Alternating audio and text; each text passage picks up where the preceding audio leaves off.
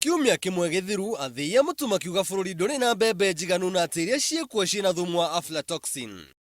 Thutha ucio munini wa President William Ruto na kiama kia aruti wira nikio KOTU magiukiriria miario ino ya Athii ya mutu undu uria watumire minister wa urimi niwe Willy Bett afange mucemanio na Athii aya. Wale ambao wanasema ya kwamba hatuna mahindi ya kutosha ni walaghai na ni watu ambao wanataka kutuletea mambo ya zamani ya kujaribu kutafuta njia ya kulete ama kuimport mambo ya mahindi kuje Kenya. Mucemanio ucio riu ni wikikite na Minister Willy Bett akauga ati bururi wina mbembe njiganu cia kuhuthirwo nginyagia magetha macio mangi magethwo. On the quantity of food available in the country, I wish to affirm that there is enough maize to feed Kenyans for the next 3 months when the next harvest is expected.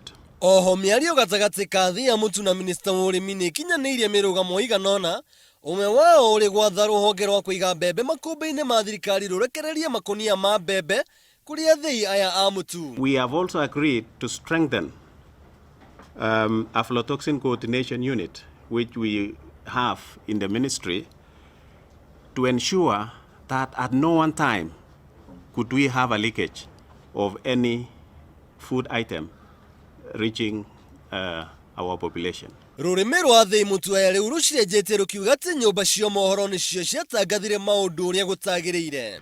The media took it as the human food. So what we were trying to do last week was to clarify that a lot of that maize was grade 3 and 4. No ona kuri uguo, Minister Willy Bett ndaheanite mwihoko wa kugwa kwa mathogora ma mutu akiuga ati kinene Makiria thaa ici ni gutigirira thogora ucio ndunongerereka. Handu-ini ha ceceni ya Inooro TV, njitagwo Njuguna Wang'ang'a.